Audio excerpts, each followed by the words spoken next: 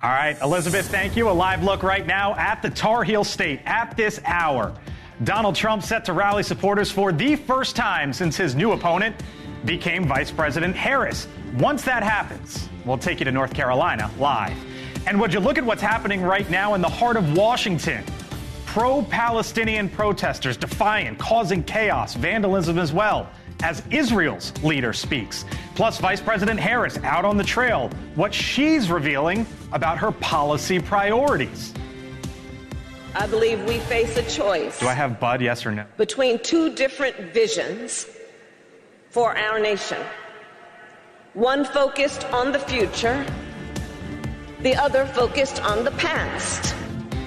And President Biden just 2 hours from now giving a presidential address. What he might tell the nation this evening in his first major remarks since bowing out of the race. This is The Hill on NewsNation.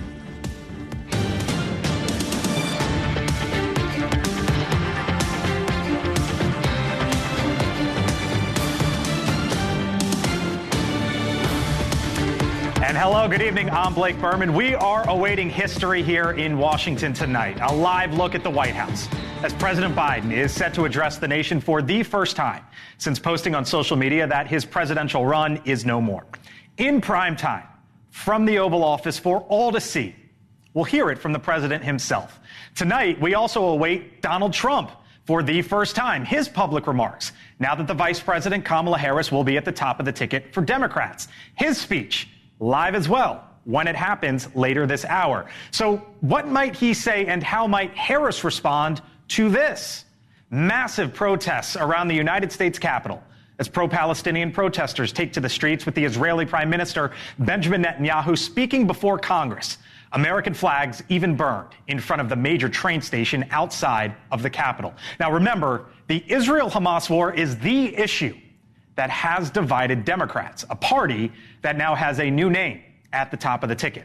Lots to get to this hour on an evolving political landscape this evening. We begin tonight from the Republican senator from the state of North Carolina, Ted Budd. Senator Budd, thanks for being with us here on the Hill. Appreciate the time. We await Donald Trump in this hour, President Biden a couple hours from now. But let's start with what's going on in your state.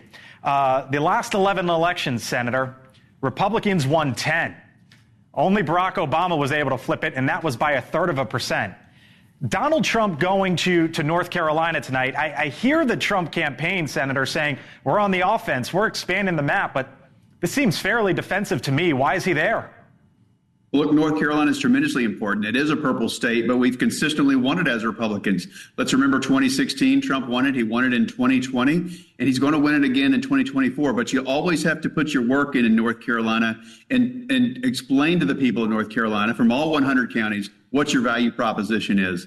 I mean, we're looking at a candidacy in Vice President Kamala Harris that wants to take away your gas cars. She wants to continue the policies that have led to inflation and continue the policies that have led to fentanyl devastation and crime and an open border. This is a failed vice presidency, and now she wants to take it to the presidency. And She is a dangerous San Francisco liberal that's trying to win North Carolina, and it's not going to work, but we got to go out and remind North Carolinians about who Kamala Harris is, and that is a dangerous San Francisco liberal. I hear your pitch, Senator. She's reportedly thinking about your governor, Roy Cooper, as her running mate. He hasn't lost a state. He's never lost a state there in your home, or never lost a race, rather, in your home state. If she taps Roy Cooper, doesn't that put North Carolina even more in play for Democrats? Well, they tried it with Al Gore and they tried it with John Edwards, and I don't think it'll work with Roy Cooper. So good luck with that. But again, they'll have to make their decision, and we'll wait and weigh in when she does make that decision. You know, we saw the protest just down the road. Again, we've been listening to the sirens here outside our studio, just sort of whiz by as Bibi Netanyahu, the Israeli prime minister, was here in town speaking before Congress. Pro-Palestinian demonstrators here in town as well.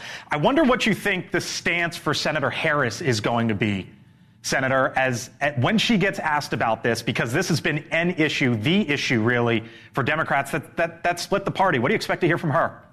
Well, she was supposed to be sitting there right next to Speaker Johnson. That is part of her constitutional duties, to be there for these joint sessions. But she was nowhere to be found. She sent a retiring member, a Democrat U.S. Senator who was retiring from Maryland. So I think that's an absolute travesty that she didn't show up for the greatest force for democracy in the Middle East. Yeah, J.D. Vance wasn't there, though, so a mistake for J.D. Vance. J.D. Vance will be meeting with him, I believe, tonight at Mar-a-Lago, and very soon at Mar-a-Lago. So that is on the calendar for him. It is a priority for him. He has a history, but we have anti-Semitism. We have weakness demonstrated by Kamala Harris. Look, we have shown real moral clarity on this, and so has J.D. Vance, and so has Donald Trump. Even Netanyahu gave a shout out to Donald Trump for the Abraham Accords, which had peace in the Middle East, and we've had nothing but chaos under the Biden-Harris policies. Exactly 2 hours from now, Senator, we're going to hear from President Biden. I wonder what you want to hear from the commander-in-chief tonight when he addresses the nation. And would you agree with Kevin McCarthy, Senator, who says Republicans calling on Biden to step aside from his role are wrong and shouldn't do so? What I can tell you is we need a real leader, and we need one quickly. And I don't see that with Kamala Harris, and I don't see that with President Biden. So we need to get to November 5th and then January 20th as quickly as we can. All right, let me leave you with this, because there's a lot going on. Christopher Wray was up testifying up on Capitol Hill, Senator, the FBI director, earlier today about the events in Western Pennsylvania. But there was a moment where Christopher Wray was pressed by Congressman Matt Gaetz about the president's cognitive state at this point in time and what the FBI director has witnessed. Here was Christopher Wray. I'll get your reaction on the other side. I mean the cognitive decline. I'm not saying he treated you unprofessionally, just maybe not picking things up as quickly as he used to. Again, I don't meet with him very often, but what you're describing is not something that I've observed during my interactions with him. All right. After that, Senator, Donald Trump then took to social media and told and called on Christopher Wray to resign. Donald Trump was the one who put Christopher Wray in that position. Is Donald Trump right or wrong to call on Christopher Wray to resign? I will say there is a glaring inconsistency between what Special Counsel Hur saw. And he said somebody who was absolutely incompetent, and he documented it. And by the way, the left won't turn over the tapes on this. The administration will not turn over the tapes. Is he right or wrong, Senator? Should Christopher Wray stay in his job? I think there's a glaring inconsistency that we really need to deeply consider, and so does Wray. Is Donald Trump right for him to call on to step aside? I think Donald Trump has every right to ask that. Okay. Senator Ted Budd, big event in your home state. Again, live look there in North Carolina. We appreciate you joining us here on the Hill. Thank you, sir. Thanks. You got it. All right, joining me today throughout the hour here, Nan Hayworth, the former Republican Congresswoman from the state of New York. Adam Hodge is the former communications director for the Democratic National Committee.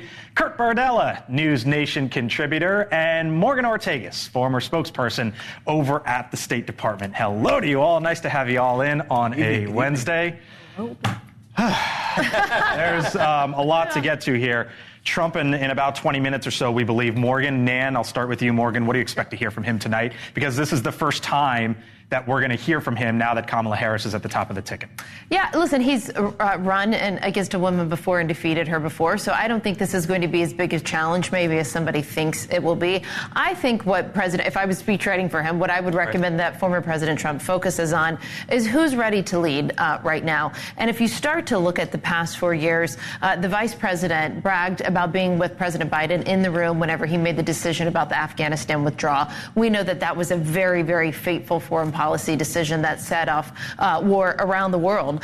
She's also talked about abolishing ICE. She said that we should do it from scratch. She's talked about decriminalizing border crossings, ending Remain in Mexico policy. And of course, she's been the vice president for the administration that has overseen the worst war in Europe since World War II. That war is ongoing. Of course, the worst war, the worst killing of the Jewish people on any single day since the Holocaust. And meanwhile, you look like in Asia, it looks like at any moment, whether it's over the Second Thomas Shoal or over Taiwan, that the U.S. could end up in a conflict. I would remind our viewers that we have a defense agreement with the Philippines. Right. So there's war and chaos around the world that didn't exist under President Trump. He should just focus on that. It's a very clear choice. He should just focus on that. Will he focus on that? Or is it going to be the election was stolen and drop all the court cases? I hope not. I'm like Morgan. I'm taking, if I were his speechwriter approach. The other thing that I would add to Morgan's brilliantly compact and yet comprehensive list is this. President Trump yes, was the victor in his last race against a woman at the top of the Democratic ticket, but also he has been a champion for women throughout his career in both business and politics. And in fact, at the National Convention for the GOP, that was a point that was emphasized. So I think it's important for him to say, I stand with the women of America. I respect them. I understand where that energy is, and I want to champion them. Oh, I see you smiling, itching to get in. If he delivers the message that Morgan and Nan just talked about, how does Kamala Harris come back at that? Well, one, I think that is the big question. Will he give those answers? That's, I think, debatable. I think listening. He just heard it. Yeah. Of course. And Nan's a speechwriter now, right?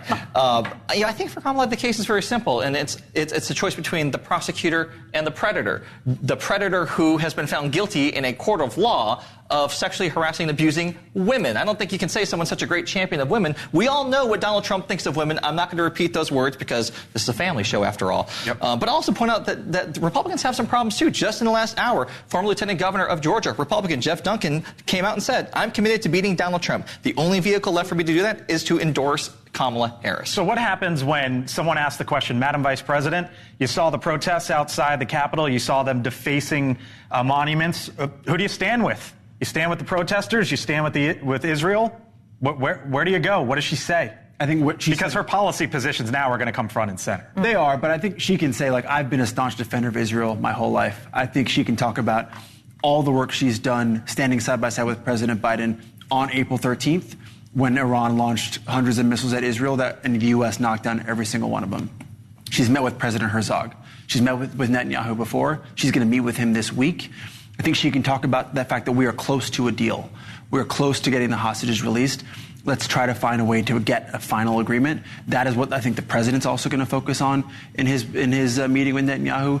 The key is for her is to look the part, to look like she is ready to step in and be commander-in-chief. She's got an opportunity to do that, and I think it's fine that she didn't attend. Can I, on one point, you just said too, it's so important. I was at the speech today, and I sat right in front of the parents of Hirsch Goldberg Poland, who is an American that is still held hostage, their son. I've actually interviewed them on my radio show, the Morgan Ortega Show on Sirius XM. There you go, Morgan. But I have to say, it is such an important and bipartisan point to get these Americans home. And I'm a mom, I'm sure I know we're all, but your kids are here in the green room with us.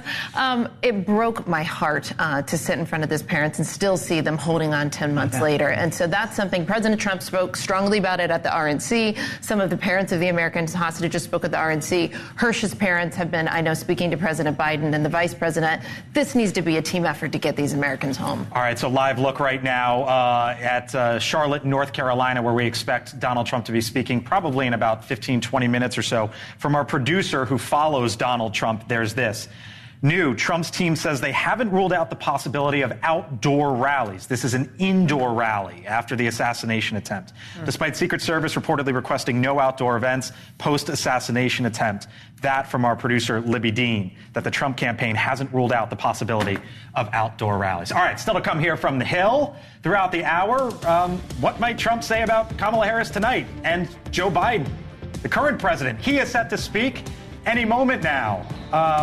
Hold that thought, Blake. Hold that thought. A live look right now. Charlotte, North Carolina. Drop the music. We are not going to commercial. Donald Trump, the great Marky Barra in my ear pointing it out. Donald Trump live in North Carolina. He was expected to speak at 6 o'clock, and we were told it might be a little bit delayed after that. But you can see now, Trump, for the very first time, since Kamala Harris has been named the presumptive Democratic nominee for president, the very first time since Joe Biden, his old opponent, said he would no longer be running. It is 2 hours from now when President Biden will speak about his decision to step aside. But until then, it is Donald Trump's moment. What will he say about his new opponent, Kamala Harris? What will he say about how he's going to run his race from here? Just some of what we're going to be watching from Donald Trump in the upcoming minutes here. As Democrats, what are you listening for? I'm curious if he's going to actually take Morgan and Nan's advice and stick to the issues, stick to where the Democrats might be more vulnerable, or is he going to go down the right MAGA path and insert some sexism, misogyny, things that, as Speaker Johnson said the other day, he's encouraging Republicans not to engage in? Yeah. Sorry, go on, Adam. I was just going to say, I think he's had a hard time also avoiding the bait of like the birtherism and all those other complaints in the past. I really want to watch to see if he can actually keep it together. His team hopes so. Frank Luntz has said it many times. It's not just what you say, more what people hear. And I think we have to be sensitive to how every word that Republicans utter now will be interpreted even more than previously in this cycle about sex and about race. Yeah, I mean, listen, the man was just shot in the face a week and a half ago. It was the first real assassination attempt on a president. By the way, I would remind everybody, as Bibi Netanyahu mentioned today, and as this administration has confirmed, there are still attempts from the Iranian regime on Biden officials, on Trump officials. I don't know how anybody couldn't have PTSD after what he just went through. I think it takes an act of courage and bravery to be on that stage. I don't know that I'd be that brave if I was almost had my head blown off. It is a remarkable scene in Charlotte, North Carolina, as the camera zooms out. Kamala Harris had thousands. Very clearly, Donald Trump with thousands. A live listen and a live look here on the Hill on NewsNation.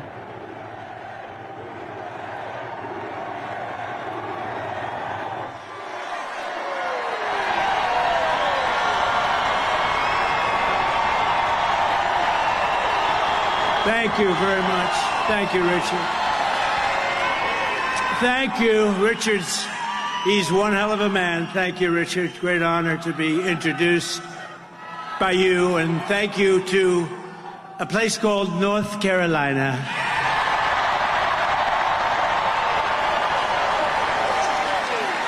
And I have these incredible women from North Carolina right over there.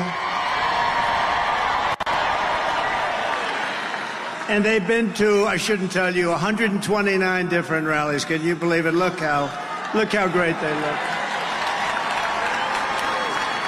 And their husbands love them. I don't know how the husbands do this. They travel all over, and finally we have one in North Carolina, nice and easy. It's nice and easy for you.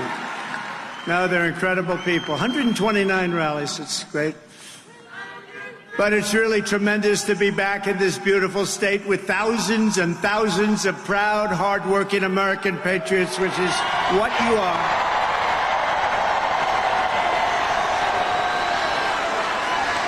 This is a nice arena. How about the people outside that can't get in? That's a lot of people, too. Would anybody like to give up your seat? Would anybody? You're just not generous people. As you know, 3 days ago, we officially defeated the worst president in the history of our country, crooked Joe Biden.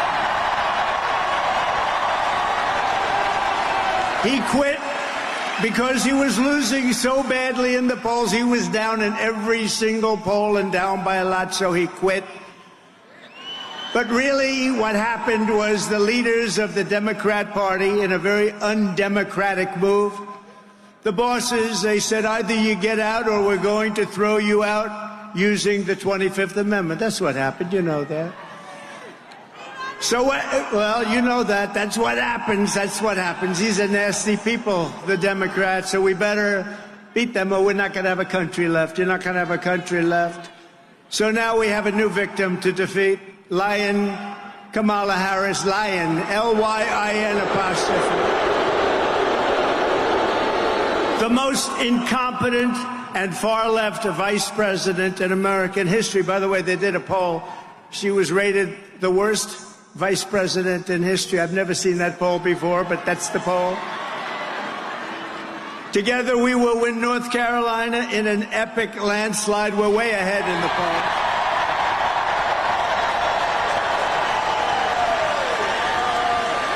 And we will take back that beautiful White House, and we will very simply make America great again.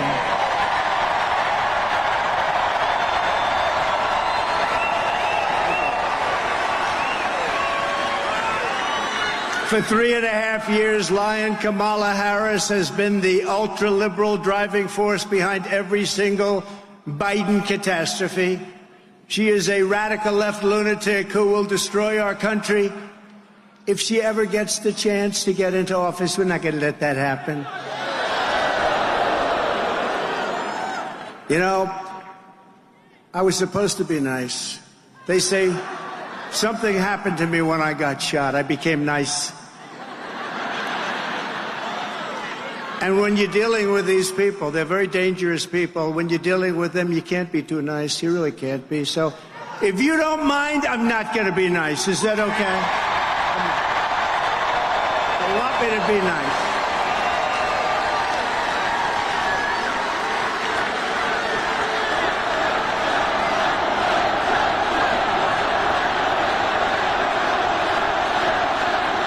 Thank you. Kamala Harris is the most liberal elected politician in American history. Did you know that? She's an ultra-liberal politician. She's absolutely terrible. She's, as you know, more liberal than Bernie Sanders. Can you believe it? She's rated far more liberal than Bernie Sanders. And she's now trying to get rid of her record, but she can't. She's going out and saying things that she doesn't believe in. If she ever got in, she'd destroy this country so fast. So she was the border czar, but she never went to the border, right? She was appointed by this horrible president, this horrible guy. How this guy got to be president in his basement. He stayed in his basement. And we did a lot better the second time than we did the first. How this guy got to be president, what they've done to this country in 3.5 years, and we're going to turn it around. But what they've done to our country is unthinkable. As border czar, Kamala threw open our borders and allowed 20 million illegal aliens to stampede into our country from all over the world. As vice president, she cast the tie-breaking votes that created the worst inflation in a half a century, decimating middle-class families and hurting very badly, as you know, all people in North Carolina. And by the way, Laura says hello. Laura, do we love Laura? How good is Laura? She is terrific. She has done a tremendous job. You know, I'm saying it now because if I forget it later on, they'll say he's cognitively challenged. I don't want to be cognitively, no, but I want to thank her because she's unbelievable. She loves it. I'll introduce Michael in a couple of minutes, but I want to remember to introduce Laura. She's been a fantastic daughter-in-law and wife to Eric.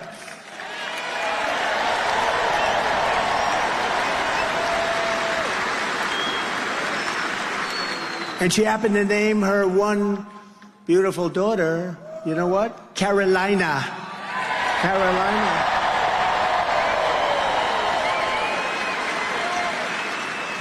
I said, which one? Which Carolina? She said, well, North, of course.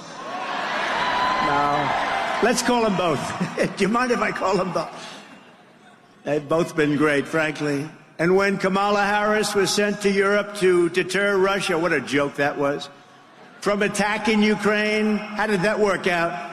Russia answered by launching the invasion just 5 days after she left. Putin laughed at her like she was nothing.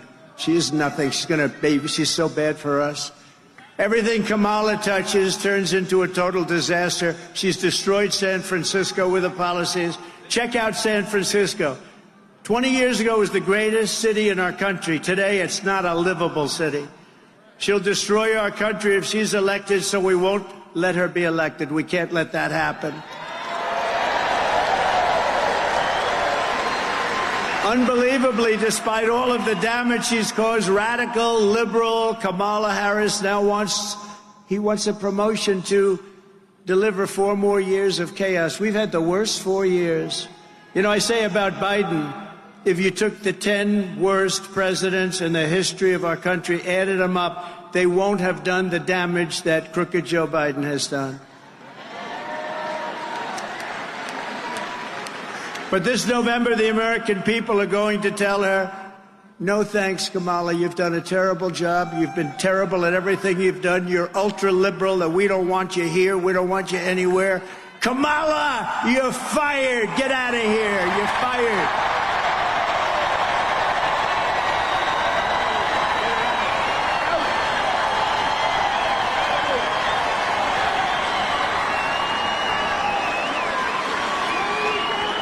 And yet the fake news, which a month ago said she was incompetent, said she was a stiff, just a dopey stiff, the worst.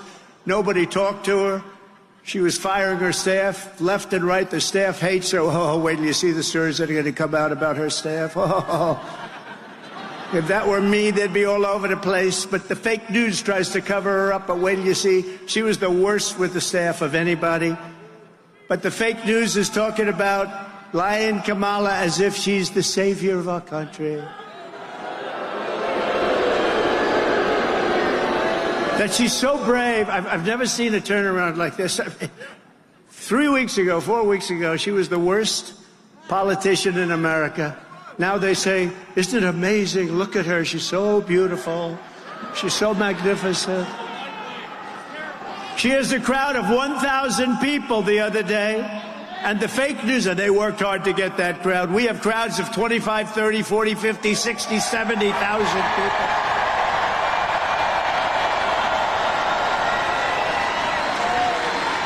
And the fake news said, oh, her crowd was amazing. It was amazing. You see it? The other day, she had maybe 1,000 people. I doubt it. They worked their asses off to get those people to go, and I wonder what they gave her. They said, oh, this is such a big crowd. She's got such momentum. I don't think she's going to have a lot of momentum after this speech, because I'm telling you about her, right? We're telling you the facts. I'm just giving you the facts. But they said it was such a big crowd, such a beautiful crowd. They never mention our crowds. Like this crowd. Look at this crowd.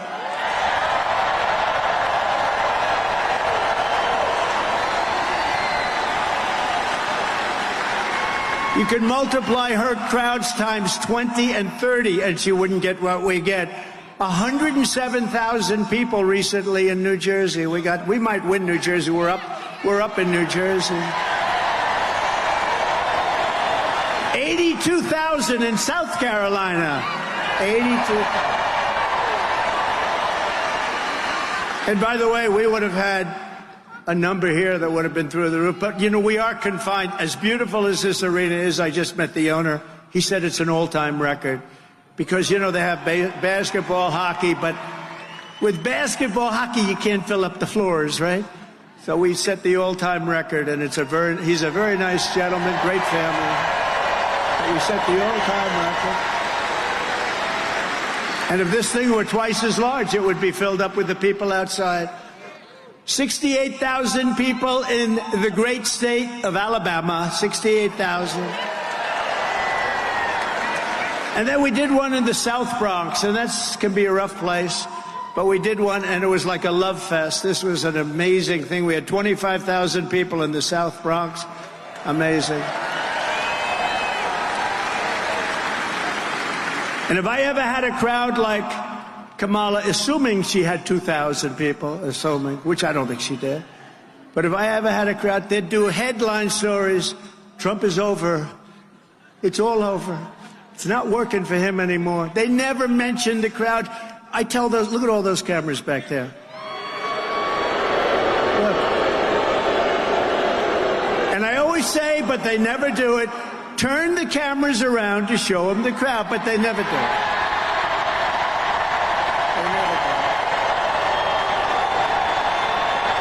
They never want to do it.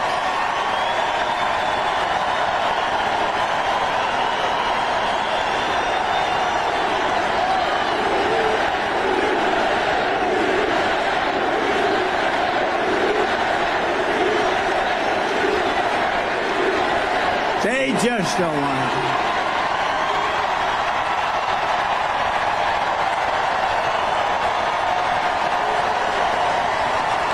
They don't want to do it. I don't know why. Even the semi-friendly camera, they don't turn. You know, I used to think it was a physical thing with the camera. You know, the steel, you can't turn. And in 2015, it started right from the beginning, these big crowds. But now I have to tell you, there's more spirit now. We won in 2016. We did much better in 2020, but it was rigged. It was rigged.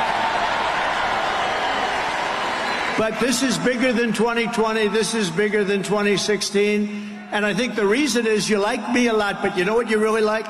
when you look at the incompetent administration that we have with the inflation, with the Afghanistan, with all of the things they've done wrong, everything, the borders are. When you look at how bad they are, you say, you know, I like Trump, but now I really like Trump because we don't want to go back. Front row Joes. Front row Joes.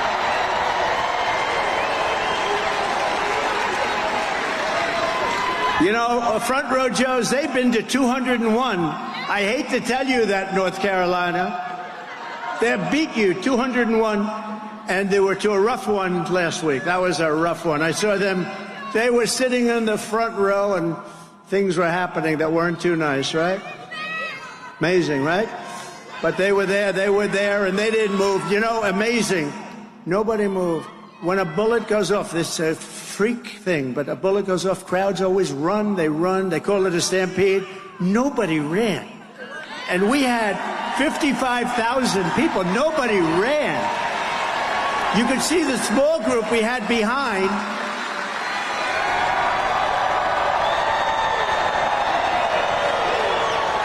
And, no, you could see the group behind because the camera was on. We had a tremendous, you know, like hundreds of people from the press. We had cameras going on. And you could see behind me, they were like this. How about the guy right behind me in the black with the green hat? And he's looking like this.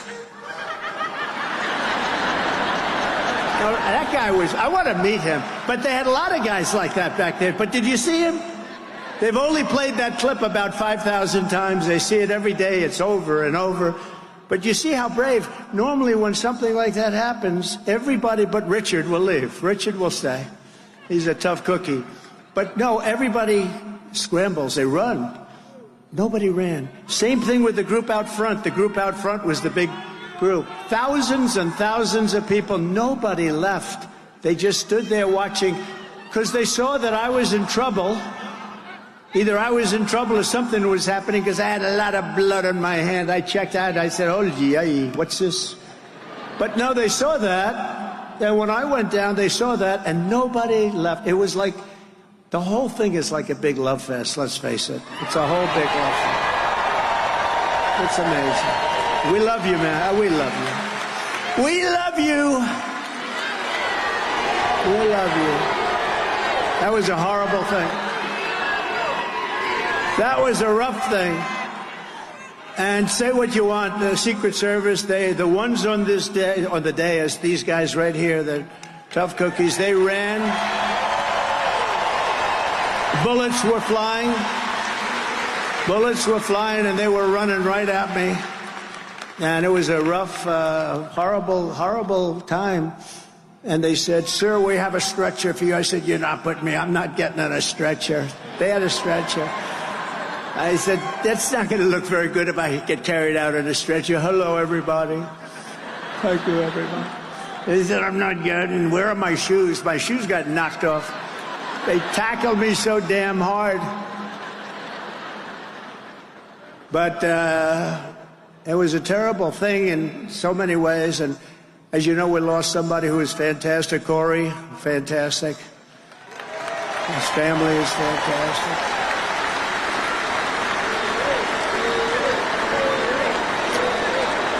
And two other great people.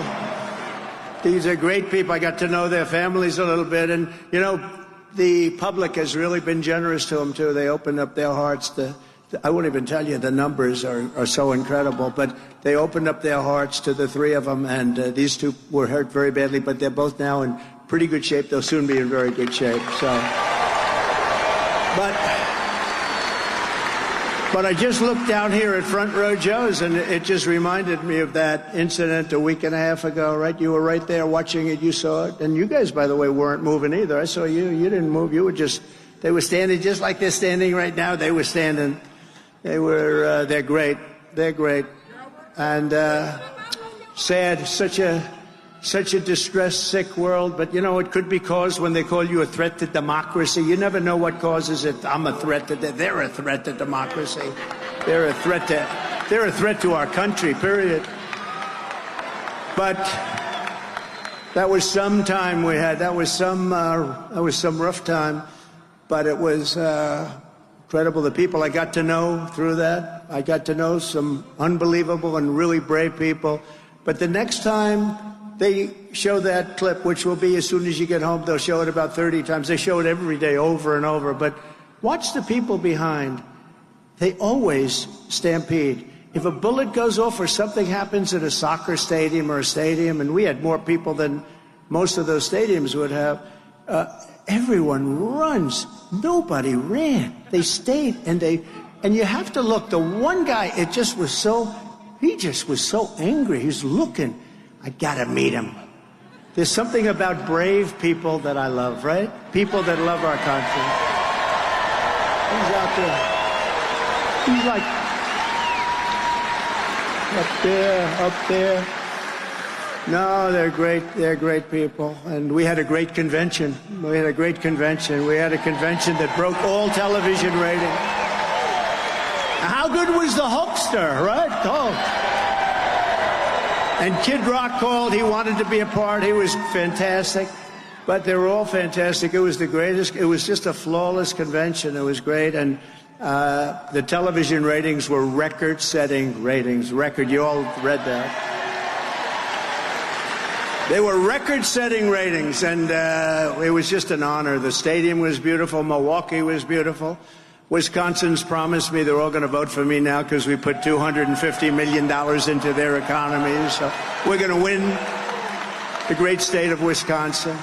But Milwaukee was great. They did a great job. The stadium is new. They built it for the basketball team, which is excellent. You know the Greek, right? The Greek. He's a good player, but they built it for the team, and it was like new. And it was one of the most, I think it was the greatest. I really believe it. It couldn't have been better. It was the greatest convention that anyone's seen thus far, Republican or Democrat.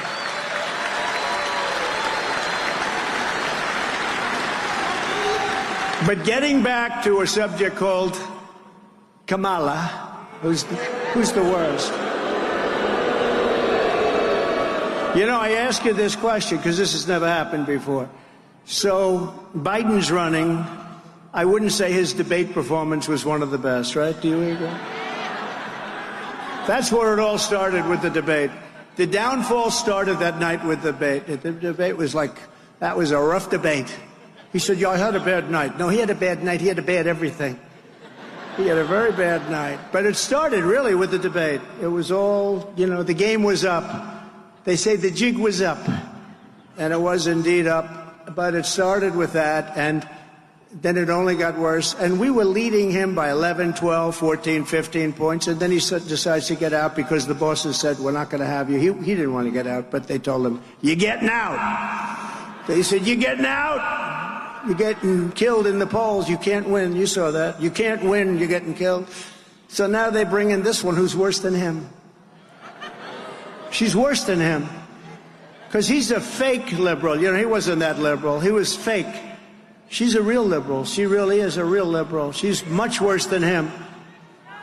Now, if we start beating her in the polls by 10 or 15 points, are they going to bring in a third candidate? It's like, you know, Trump is killing this guy. All right, out. Let's bring in a new one. Out. And then maybe at some point they get one right, but when will that stop?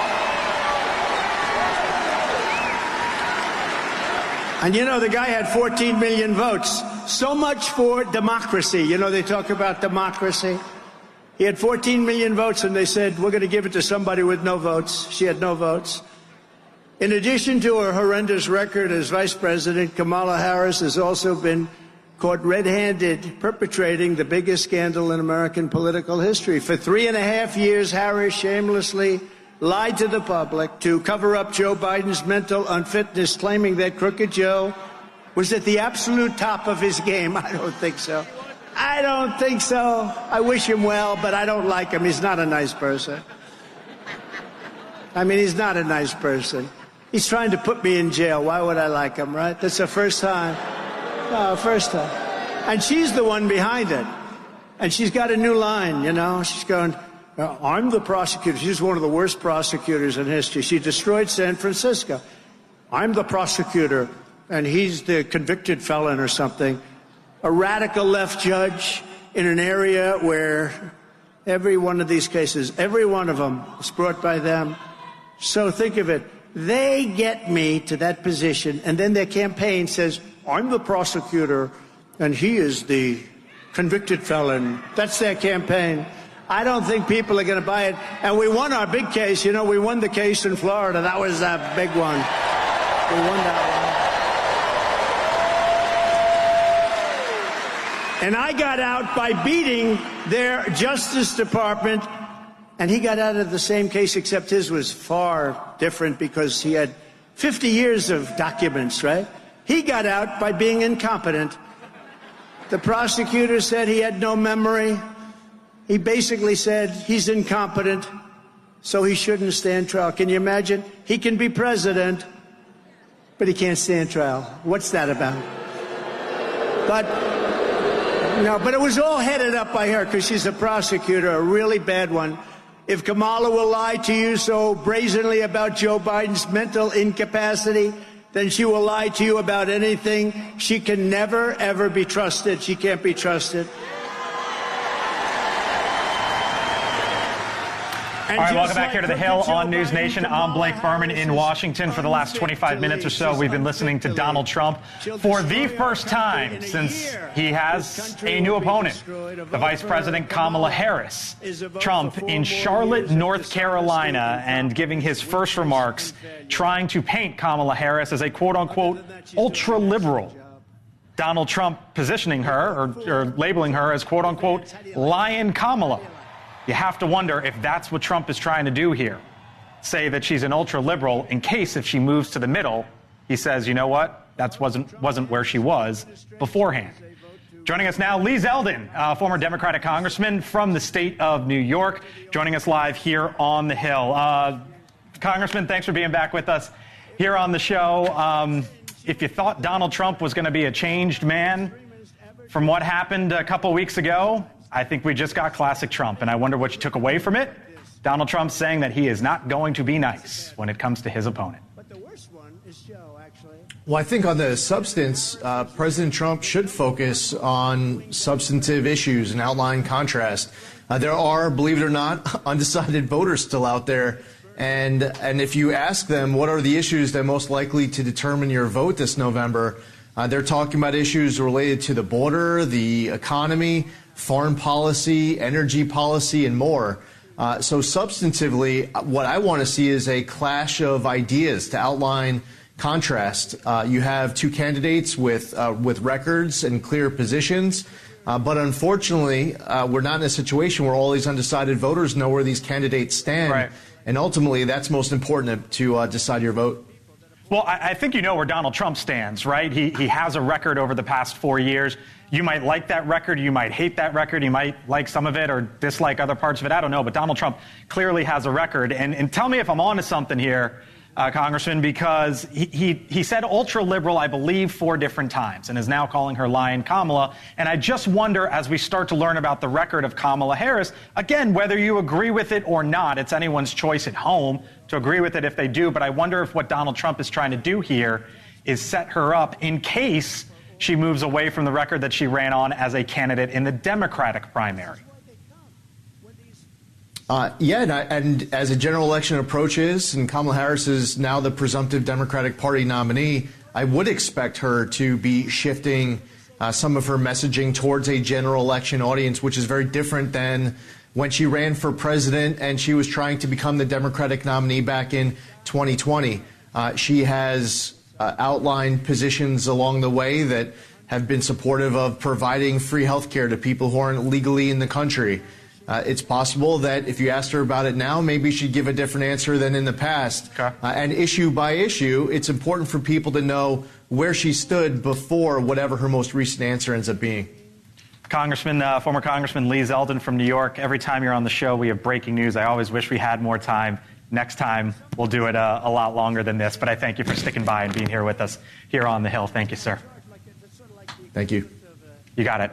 Nan, Adam, Kurt, Morgan, real quick before we head to break. Morgan, I'll start with you. Am I on to something there? That the pattern from Donald Trump was ultra-liberal incompetent far left, radical left. And I think that's probably where he's going to go here with Kamala Harris. Yeah, that seems to be the playbook from both campaigns, trying to paint the other person. And was for the Biden campaign. Right. Both of them are trying to say they're extreme because we know that the base of both parties are going to be with these nominees. So the middle is up for the grabs. The people that are undecided, the people who are saying, gosh, my gas and my groceries are incredibly expensive. Man, I'm really worried about war around the world. And ultimately, that's the question of who do you want to lead? All right. So you get that from Donald Trump tonight. Now you have the playbook as Democrats as to how he's going to try to approach this with Kamala Harris. She does what from here on out? Well, I think that it was very clear from his remarks when he invoked the Kamala slogan of I'm the prosecutor, you're the criminal. That clearly tells as an operative, wow, that really got under your skin. You're actually pretty pissed that that narrative is out there in any way. And that just says to me, hit that harder and harder because you're living rent-free in his head. Morgan's agreeing with you, Adam. No, I completely agree. And I think the other thing that's gotten under his skin is the fact that he's seen the campaign raise $250 million over the last. Is it that high? Like, we don't know if it's exactly that including high. The super PACs and then the campaign. It's over $250 million over the last 72 hours. That would scare the dickens out of any candidate. And she's also prosecuting the case against Project 2025. And clearly he's trying to dance around a lot of that and throw it back on him. That's the contrast. He's rejected Project 2025 as being his agenda. And in fact, he has created a very concise Republican platform that is his own, including much more liberal on social issues than Project 2025 would be. But I think what President Trump is trying to remind us of is perhaps an old saying, watch the hands, not the mouth. So they have a record to which they can point, and in at least one ad that paints her as ultra-liberal, they do it in Vice President Harris's own words. All right. By the way, just an hour and 15 minutes until we hear from Joe Biden as he explains why he stepped out of the race. More coverage here on The Hill, other side of the break. Stay with us. Owl factor in your home. And nearly everybody that comes to my home comments about how amazing it smells. My family and I, we feel like we live in a luxurious hotel every day.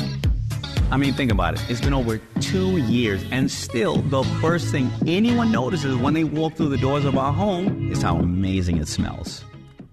We went with the website nuts.com because nuts and dried fruit and pretzels and trail mix and gummies and chocolate and espresso beans and malted milk balls and crackers and popcorn and sesame sticks and veggie chips and energy squares and fudge and jelly beans and seeds and rock candy and saltwater taffy and dried berries and fruit leather and bars and jerky and a whole lot more .com was already taken. Get 20% off and free shipping on your first order at nuts.com. Yes, we have more than nuts, but still the website is just nuts.com.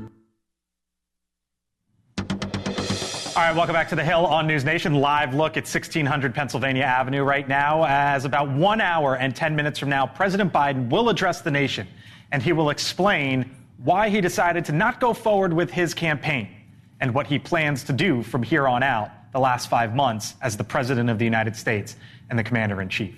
Joining us now here on The Hill, the Democratic Congresswoman from the state of North Carolina, Kathy Manning. Congresswoman, thank you so much for sticking with us during that. I had a lot to talk to you about tonight, but obviously the breaking news there with Donald Trump.